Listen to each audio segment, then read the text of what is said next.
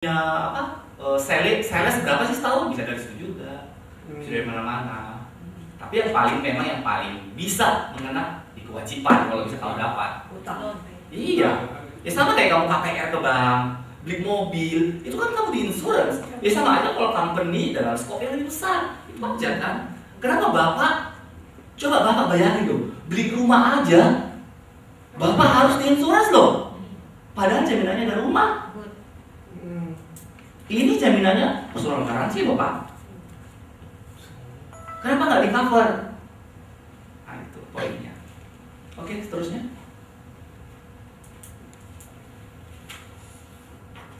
Oke, sekarang kita berbicara mengenai tadi Pak Ivan sudah singgung di depan. Kita harus realistis ya. Apa yang kita alami selama ini sampai sekarang, mungkin saya udah banyak jual key man insurance. Saya itu udah beberapa kali, 10 kali ya, lebihan saya selalu nawarin konsep ini. Dari semua klien ini memang yang paling sering masalah adalah di administrasi, di dokumentasi sama underwriting. Karena teman-teman, nasabah pasti tanya kamu, catat ya, buat apa ini dokumentasinya? Emang saya mau minjem? Ayo, kamu mau jawab apa? Saya bayar kok. Lu itu masa sampai pajak saya juga kamu mau tahu? Kamu mau jawab apa? Atau nanti kamu cecer-cecerin di Jalan Sudirman katanya? Nanti tercecer lagi kamu mau di Jalan Sudirman ya, misalnya. Apa jawaban kamu ketika klien ngomong ke kamu, enggak, dokumen nggak mau saya kasih? Nah, dengar ya, kita itu harus mengerti bahwa klien itu juga dia ada objection karena dia tidak understand, oke? Sebenarnya Bu, Bapak, kita memberikan perlindungan kepada Bapak, insurance juga harus ada based on-nya untuk mengetahui nilai ekonomis dari Bapak. Masa Bapak kita kasih UP 100 miliar, Bapak itu seorang OB, nanti asuransinya pasti, oh ini mau dibunuh kali ya. Nah, maksudnya contoh-contoh kecil. Jadi ini semua dokumen ini adalah kebutuhan dari underwriting kita untuk menyesuaikan dengan nilai ekonomis yang Bapak minta. Ya, jadi jangan bilang, oh ya nggak ngerti ya. Ya pokoknya minta aja lah Pak gitu. Ya mungkin saking udah dekat, tapi kamu kan nggak kelihatan profesional.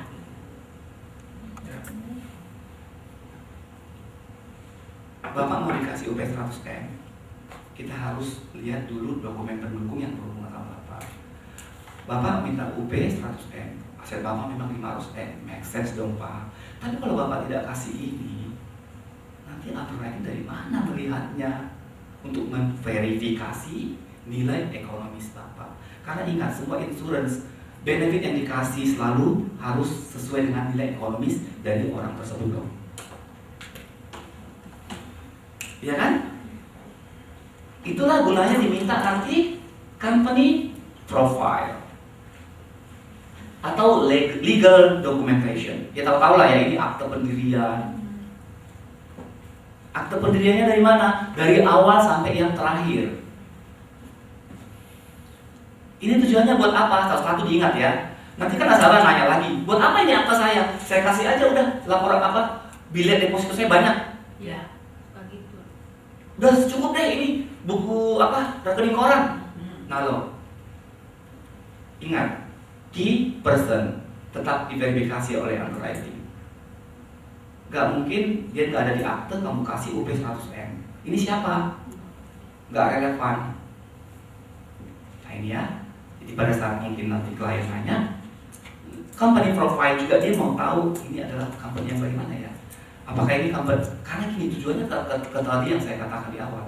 Kita kan melihat mungkin televisi, film, kan sebenarnya itu sebanyak digunakan untuk kejahatan. Jadi kalau saya berpikir sih, makanya selalu underwriting itu selalu verifikasinya dengan detail.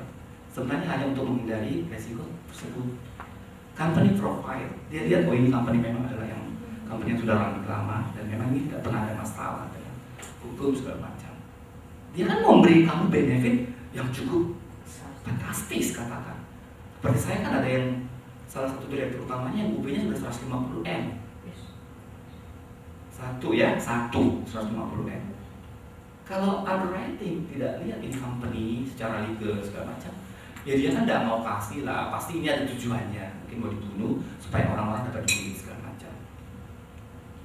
Company profile atau legal documentation, akte pendirian, kalau ada perubahan segala macam itu diminta sama underwriting. Audited financial report, ini kudu. Boleh nggak in-house? Saya berpikir juga ya, kenapa dia minta audited? Ya mungkin walaupun kita katakan ya, audited report itu nggak selalu ini juga itu nggak selalu sesuai dengan fakta lah. Ya cuman kan underwriting hanya melihat ini kan sudah register auditednya, dibandingin dengan yang dibuat-buat dia sendiri in-house report itu kan dia lebih percaya ke audited report. 3 tahun terakhir. Bagaimana kalau tidak audited? Sebenarnya gini, semua requirement dari underwriting secara letter itu memang harus, tapi selalu ada jalan keluar. Jadi nanti kamu yang setelah kamu masuk ke dunia ini, dunia di dalam penjualan UP besar ini, kamu dengan sendirinya akan adaptasi, akan belajar. Ya. Kamu cari option. Oh ini nggak ada apa optionnya. Ya. Ya. Pernah juga saya punya klien new company Ya. yang ada hanya akte pendirian, nggak ada ini, tapi tetap bisa disetujui underwriting UP 25M. Saya cover dengan berbagai macam lah. Ya. Jadi nanti kalian setelah udah terjun dengan sendirinya kalian akan pintar, karena kan ala bisa luar biasa kan. Gitu. Oke, audited financial report kudu secara requirement. Tapi bagaimana kalau tidak ada? Cari option. Kamu ketemu dengan underwriting, discuss. Karena kalau udah gede kan, ini kita sudah pakai retro, sudah pakai reas. Jadi kadang-kadang dokumentasi itu jangan kita pikir yang internalnya kita yang mengada-ngada, mungkin dari Ibu Menulek ya, Commonwealth dari company lain, ini underwriting resek ya. No, itu kan kita reas lagi ke atas. Yes, seperti itu. Terus company and key person, company-nya dan key person-nya tax report-nya 3 tahun terakhir juga. Ketika kamu ada apply, nggak tahu ini di mungkin semua company sama. Sama. Yang di cover itu direktur utamanya, PT-nya PTX, SPPT-nya diminta punya PTX dan punya si direktur utama. Gitu. Ribet kan?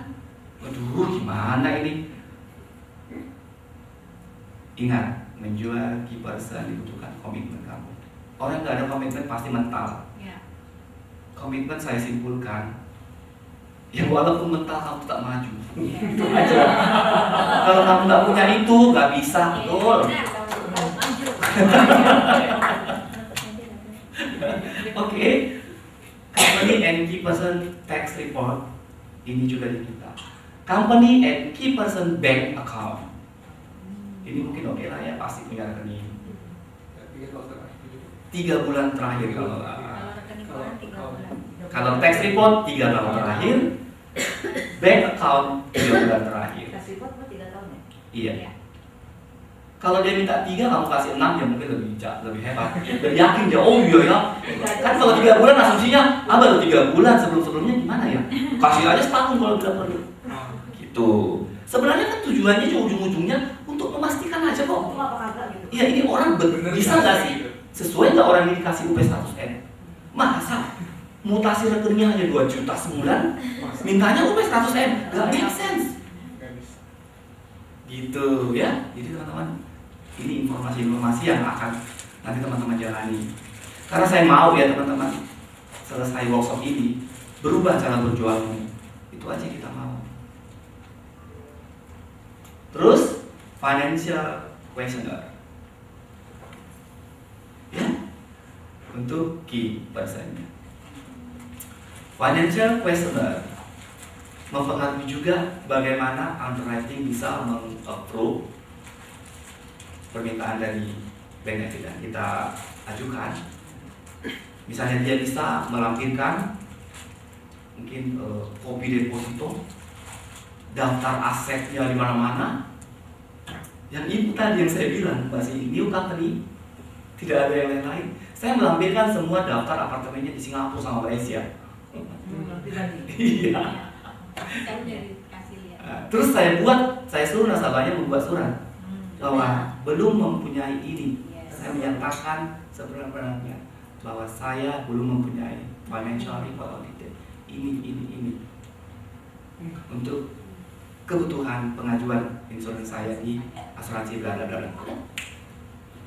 Kalau perusahaan baru belum punya itu pakai surat pernyataan kayak tadi. Itu adalah option saya. Option. Nggak tahu menurut Ibu Nat, makanya saya bilang requirement is requirement. Hukum is hukum, di Indonesia juga kan hukum is hukum. Iya, hukum. Tapi kamu bisa kan cari celah-celah sana, yaitu ya asal kamu caranya benar, it's okay. Iya.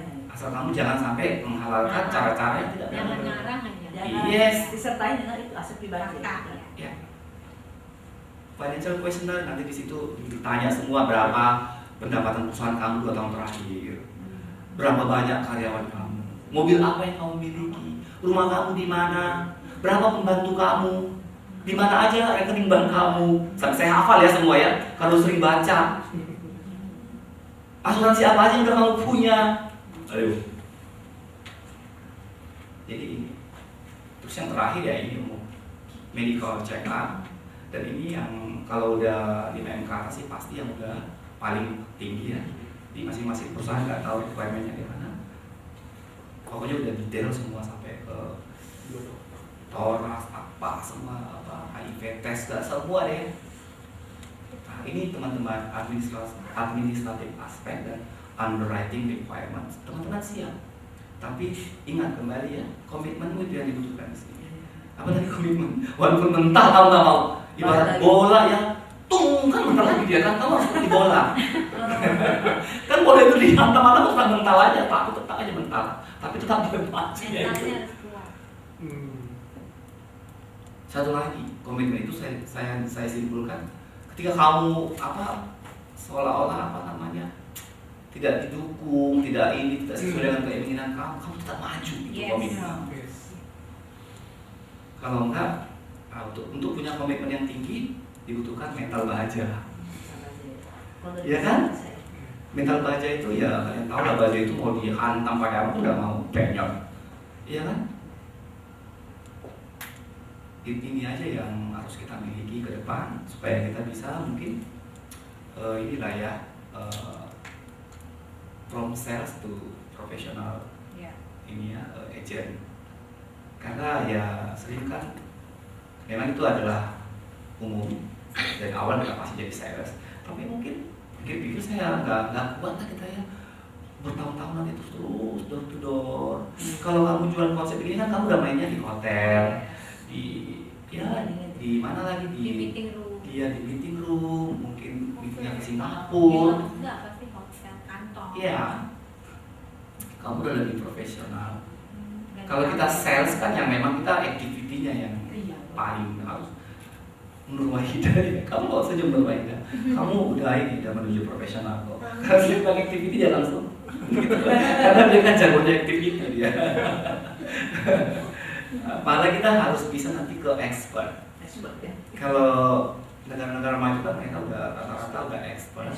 Mereka itu kadang bukan dia yang cari orang yang cari dia, dan dia itu mungkin dalam setahun bekerjanya paling 2 bulan. Bukan kita mau seperti itu semua. Mau gitu ya.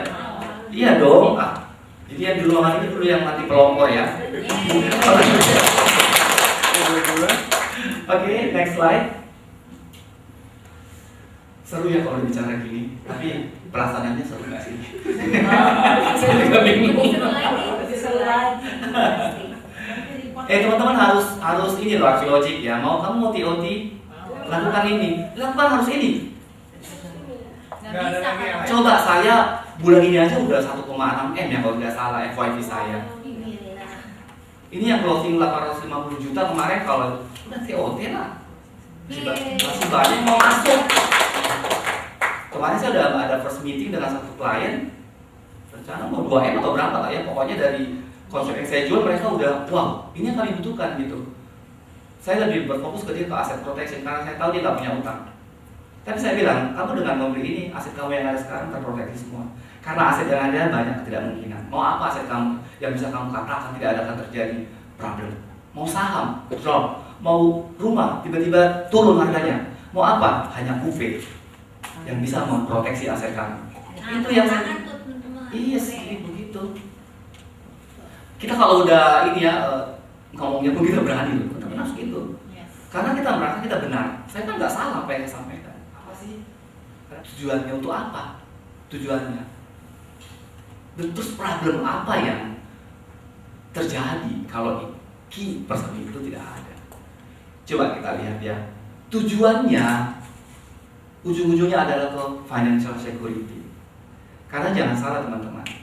Ketika saya menawarkan UP gede, saya juga tetap masuk ke perlindungan resiko-resiko dengan asumsi dia tidak ada resiko meninggal. Kita bisa masuk melalui critical illness. Bapak kebayang nggak? Kalau sampai salah satu direktur terkena penyakit kritis, berapa biayanya Pak? Dan saya tahu direktur Bapak nggak mungkin perusahaan tidak cover. Kenapa? Tidak dialihkan supaya tidak mengganggu cash flow perusahaan. Ya loh Ci. Misalnya direktur utamanya sakit, nggak mungkin kan company-nya nggak obati. Dari mana uangnya? Dari cash flow perusahaan. Buat Pak perlindungan penyakit kritis, finansialnya lebih secure, tidak mengganggu cash flow. Katakan biaya obatnya ke Singapura sampai 5 miliar. Itu company kan berasa ya. Kalau sampai company ngeluarin 5 miliar, itu bisa biaya gaji 5 bulan Pak, misalnya. Terus financial ini ya, untuk perlindungan, untuk secure-nya financial yang lain. Oke Bapak panjang umur, direktur Bapak yang memang bukan pemegang saham, dia udah mengabdi loh sama Bapak 20 tahun. Ketika dia nanti retire, apakah company tidak punya kewajiban untuk memberi pesangon atau apa? Dari mana Pak? Dari cash flow. Kenapa nggak dibuat dari sekarang? Karena pada saat dia nanti pensiun, katakan nilai tunai tidak cukup, bonus tunainya tidak cukup untuk kasih pesangonnya, paling tidak seluruh lagi loh Pak dari cash flow. Pernah nggak kalian bicarakan itu? Kalau saya sering bicara gitu. Jadi polisi ini tidak hanya bertujuan kalau sampai ya dipanggil Tuhan, no, ada banyak tujuannya untuk financial security-nya. Masuk akal nggak? Sakit ya nggak mungkin kan, kalau udah direktur mah pasti uang perusahaan. Kalau ada CI, cash flow-nya kan nggak terganggu, ya nggak sih? Tapi rata-rata mereka juga punya, kalau di level direksi kan board mereka udah pakai kayak international coverage insurance, kayak Bupa, kayak gitu-gitu. Boleh. Mereka rata-rata punya itu. Ada seperti itu. Sama karena mereka juga udah secure, financial secure, misalnya dia punya jam sostek, dia punya apa, kayak gitu. Berapa sih itu? Itu mitnya. Kalau Itu mah, itu kecil. mitnya. Makanya saya, yang banyak saya temukan seperti itu. Oh Pak, itu udah punya jam sostek, saya udah punya ini, langsung saya kontak aja. Dan untuk misalnya ADDB, misalnya kan direkturnya sering mobilitasnya terbang sana, udah punya jam sostek Pak. Jam sostek itu di cover hanya kalau terjadi pada saat kerja. Kita kapan aja, di mana aja. Jadi kita itu harus bisa memberi dia sisi lain. Karena kan Bu Esa pernah kasih tahu kita, kalau pada saat kita ketemu nasabah kan selalu yang ditonjolkan kita dari sisi dia kan. Padahal banyak sisi lain yang harus kita tonjolkan ke dia juga. Yang penting kita nggak ngotot bilang dia salah, no, karena itu sisi dia. Kamu tunjukin sisi lain yang membuat dia bisa understand, itu aja kok. Jadi ini terus financial pyramid. Saya percaya ya, untuk ini Tony Gary Becker kan ada punya buku yang itu, yang piramida keuangan itu. Nanti tak punya. Iya. Jadi ini juga untuk membuat dia kokoh keuangannya. Dengan adanya key protection itu, keuangan perusahaannya yang akan diwariskan itu lebih kokoh.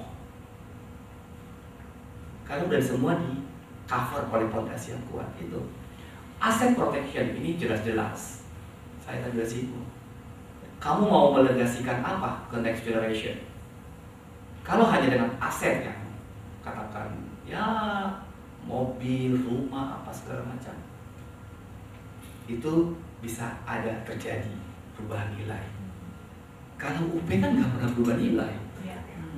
Yang digaransi 100% hanya UP. Bapak kan ingin mewariskan ke anak 500 miliar. Karena aset Bapak sekarang 500 miliar.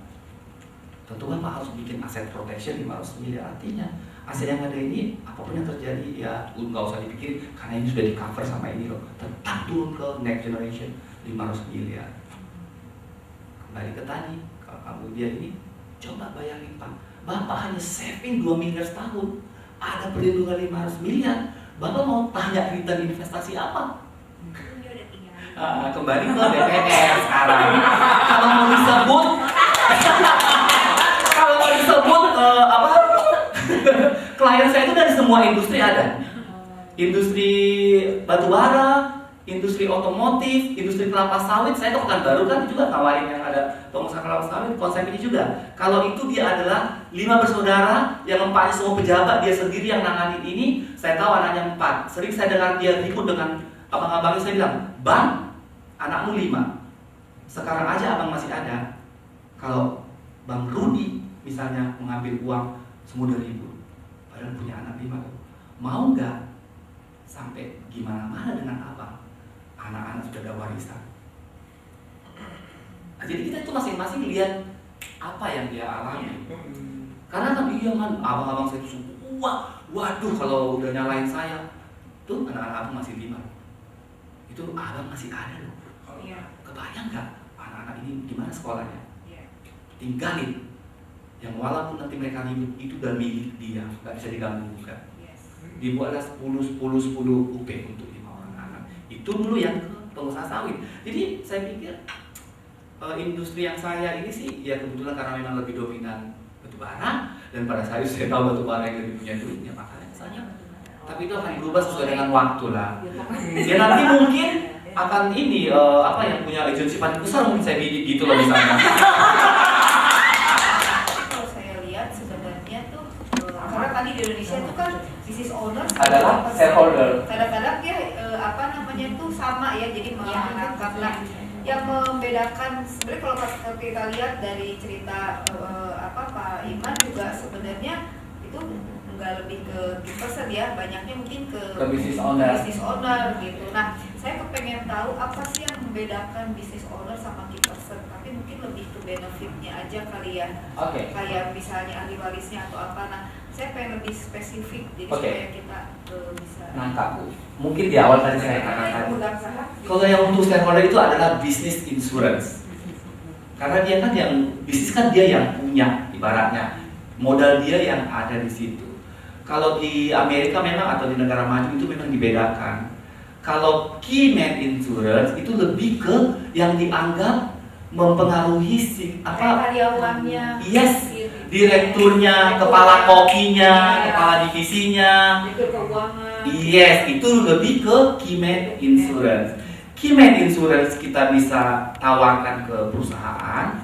Salah satu yang mungkin kita bisa sampaikan, Pak, kalau Bapak memberikan dia key protection, itu kadang-kadang menambah loyalitasnya. Itu satu. Dan umumnya memang kalau key man insurance, pemegang polisnya selalu adalah si pemilik perusahaan, dia hanya diproteksi. Mengenai ahli waris tetap negotiable. Si perusahaan mau kasih 100% ke si family dari si key man atau 50-50.